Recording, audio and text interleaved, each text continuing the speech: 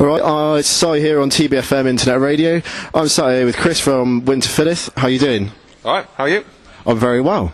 Are you excited about today? Yeah, definitely. I'm massively excited. You know, we always come to Damnation as fans anyway, so to be asked to play is amazing. So we're really looking forward to it'll be the first time we play some stuff off our new record, and it'd be good to kind of air a few of those out and see what people think of them live, and you know, really excited. It's no big clashes, so I'm hoping there's a nice crowd in for it. You know, it's all coming together nicely today. Okay, cool. That's the Threnody of Triumph, the new record, and you just recently re-released Ghosts of Heritage. We did, indeed, yeah. So when we first did the Ghosts of Heritage, it was on Profound Law Records from Canada.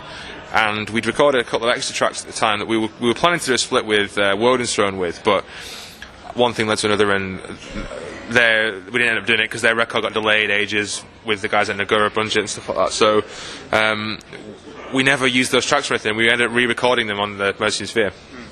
But we wanted to have the kind of whole session together on a CD, and we also wanted all of our records to be under one roof under candlelight. So we kind of had it remastered and put those tracks on at the end, and that record now feels kind of more complete. It's over an hour now, and it's got all the stuff that was in the original session as part of it. So it's just a nice kind of document to have. I think that people who had the first one could still buy the second one. So is the new one all fresh material, all new? Yeah, absolutely. I mean, we would have probably wrote different songs, a couple of different songs for the Mercy Sphere. Had those other ones sort of stayed on the first one, but they didn't, and they came out really well. So. Yeah, but this time it was a kind of a blank canvas. So, I mean, there's always like riffs kicking about in the stuff that you're writing and bits of demos you've recorded and stuff, but more or less a blank canvas, which is quite good because I tended to do a lot of the writing on the first couple of records, but then when we got Nick and Mark in the band before we'd recorded the Mercy Sphere, but I'd written a lot of it before they joined. So now that they're kind of much more kind of entrenched in the lineup and have been the longest serving members, you know, that we've ever had, so they've been in probably 80% of our existence, maybe 90% or something. So they've had a lot more chance to kind of write on this record, and some of their ideas have come through as well. And there's a couple of tracks on there which we'd never really done that sort of style before. So there's a song on there called "A Soul Unbound" on the new one, which is a bit more of a slow kind of, I don't know, mournfully mid-pace sort of black metal, and that was more on Nick's influence coming in, and then kind of a few more kind of riffs from Mark coming through as well in terms of songs like, I think what was one of his. A couple of bits on the second track, so we have some really good influences from Mark there and stuff. So you know, we've had a bit more of a kind of a team effort this time, which I think has really benefited it, and I think it's helped us to kind of get better reviews, and you know, it seems to be much more well received. So you definitely sound quite excited about it. Like, you know, I mean, obviously every band's into what they do, or else they wouldn't do it. But I really do feel like it's a great step up from the last one. I still think our last, you know, all the records we've done we're really proud of and we think are great. But like, I think it's just, with the evolution of a band, you hope to be able to keep adding to what you do, and I think we have on this record. I think it's got a few more kind of dynamic elements, and just feels like a great full album, you know. Because the recording process can be a bit like laborious and stuff sometimes, I guess. So do you think it's a bit more of a, like, you've enjoyed the whole thing? And I mean, to be honest, recording is always a bit of a mixed bag. Like, it's really great to be in the studio, but then you always got time pressures. You've always got to, like, you know, be up late, and I don't know, tensions can get a bit frayed sometimes, just because you're like trying to get the best out of it, and if it's taking you like 5 goes to get some in, it's just, you know, it's like, so I think when we've had time to sit down and reflect on the finished product, I think that's when we've really kind of thought, yeah, you know, we've got something great here, and we're really excited about it, and everyone seems to be getting it, and I don't know, today's the first time we'll get to kind of land some of that with people in the flesh, so let's hope they like it. So yeah, so you're from Manchester. I don't know if all your members are from Manchester, or we're based around Manchester. Funnily enough, none of us are actually from there originally. Right, okay.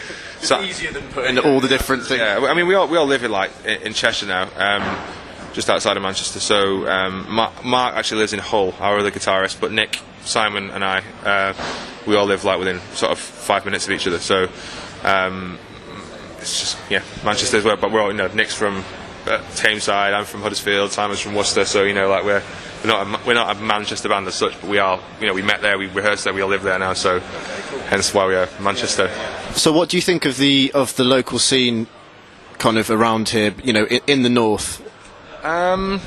I think it's pretty disparate, to be honest. What really gets me about the extreme music scene in this country is that you still got this like huge vein of like young bands that, I don't know, are still kind of like want to be like Rage Against the Machine, or just, I don't know, just crap kiddie metal. And like, I don't want to ever put off anyone doing anything that they love doing, but I just think that like music has evolved, metal's evolved, and in the local scenes I always just see this mire of bands that are just sort of like rehashing all Pantera riffs and like, you know, all that sort of stuff. And I think it's been a bit more national for us to kind of get the British black metal scene together. I think, you know, there's like North East we've got Woden's Throne, sort of Leeds way we've got Forest of Stars, down south we've got Fen, up north we've got Naughton, so, you know, Manchester we've got Winterfylleth. So it's not like it's not a town scene really. It's a national one. And well, you seem to have share a lot of the same fans in that. So you've got that kind of devout black metal fan base, really, haven't you? And do you think you've tapped into that, or do you reckon you've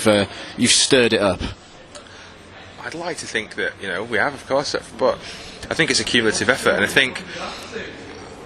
think because we maybe got to like work with Candlelight before Woden's Throne did, and before Forest of Stars got to Prophecy, we've maybe had a bit more of a kind of a head start on that. But if I'm honest, I think everyone contributes really well to it, equally probably, and are all part of what makes it strong. And not everyone always likes all the bands equally, and to be honest, I think it just brings a kind of a mindset of people together, and a kind of hopefully people that kind of care about the issues that the bands talk about and are socially aware, and, you know, kind of are engaged with what the bands are talking about, as opposed to just.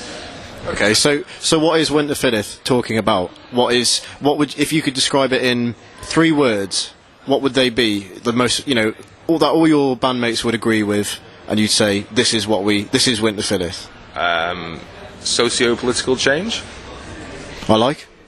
So I think there's threads of power that exist in society, in governments, in banks, in religion, in churches, in establishments that control things that affect you and I right now, you know, and I think that it's our duty as musicians who've got a platform to kind of talk to people about it, to express our opinion about it. And I think we even though our songs might not necessarily be framed in the modern context, using ancient history or English poetry or whatever we've used in the past, the vein of what runs through us, I think, is change. And I think it's informing people about the lessons that we've learned in the past that we've ignored in the modern day, and how you can kind of apply those things to making a more positive living environment for everyone, and for everyone not to be treated like a slave. You know, like Napalm Death put out that record last year called Utilitarian, about using humanity as a utility, basically, for a ruling elite, as it were. And I think that kind of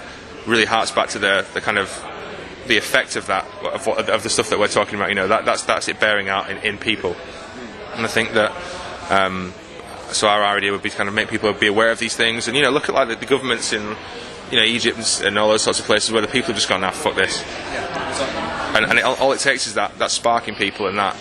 And I thought that last summer, the riots, I thought that was it. I thought, you know, this is it. It's going to be, things are going to change now, and, you know. I think the problem with it in this country was that it was just loads of idiots, wasn't it? There wasn't a kind of strong. Yeah, it felt like, you know, you see all the news reports, and there's probably some sincere people in it, but, you know, around now where you see loads of dickheads who are just like, let's have a riot, you know, so it's just like, all right, great, you know, so there's nowhere near the passion in this country about it at the moment. I think that's what we're trying to change. You know, you look at like the Egypt stuff, you know, mothers, wives, sons, daughters, everyone out on the street, millions of people out there, and like all up for it, and you know, they're getting shot at, and they're stood there in their millions. And I think, like, you know, you think any of the people in this country that live their happy little lives would want to do that? No, I don't either. But I think maybe it hinted that change is coming. I don't know. And I think if we can be a voice that affects a few people in that, or makes a few people think about that, then I don't know, I think that's all you can do. You know. So you'd be quite happy with Winterfylleth flags flying high during the revolution, and and people reciting your lyrics and whatnot. Would you be happy with that? I don't know. Or would that make you hide away a bit more? I don't know if one wants to be vilified as the kind of, like, you know, but yeah, I think if it was the sort of change that we talk about, if it was something negative, I don't think so. But I think if that's a spark that ignites a few people that go on and do something great, or that helps a few people to get off the sofa and do something, then hell, I'd be like, I'm dead proud of this. So great. Okay, awesome. So you're very excited about playing a bit later. What's your favourite song of the set? We've got quite a short set today, unfortunately. A byproduct of having a short set length and rather long songs. So we're only playing 4 songs today, but I think my favourite one to play is still probably the one we always play last, which is Defending the Realm. And I don't know, just we recorded that on the Mercy Sphere again because we didn't think we had it quite right on the Ghost of Heritage. And I think if you talk about invoking something in people, I think that song out of all our songs just really kind of is that thing that gives you the goosebumps and makes you think twice. It's definitely a crowd pleaser. I saw you at Bloodstock, and that was the last song then, and it was great. Yeah, and I think that one really harks back to kind of looking back and learning from the line is, you will look back, be among ancestors. And so, you'd hope that, your ancestors have done positive things to get you here. There is negative things as well, but, you'd hope they've done positive things to get you where you are, and, you can learn from that, and it helps you move forward. So that was kind of the vein of what we've been talking about and everything, and I think that's the song that really kind of, Great. yeah. That's the one where you're going to be going. Have that up, yeah. Yeah, okay. Awesome. Okay, thanks very much.